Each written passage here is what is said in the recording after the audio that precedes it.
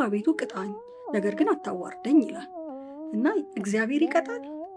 ሲቀጣስ ከፍቅሩ ጋር እንዴት ይሄዳል? እውነት ነው። እግዚአብሔር ይቀጣል፣ ይቆጣል። ቁጣው ደግሞ ከምን ጋር ነው? እግዚአብሔር ፍቅር ነው፣ እግዚአብሔር ይቅር ባይ ነው፣ እግዚአብሔር መሐሪ ነው የሚለውን ነው የምናውቀው ሁል ጊዜ ማለት ነው። ግን ቅዱስ ጳውሎስ እንዳለን ፍቅር ይታገሳል፣ ፍቅር አይቆጣም ደግሞ ብሎ ይዘረዘርልናል።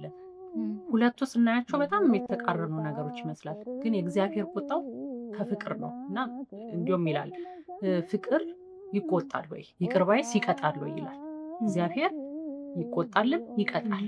ያንን ቁጣ እኮ እያንዳንዳችን በተለያየ ነገር ቀምሰነዋል።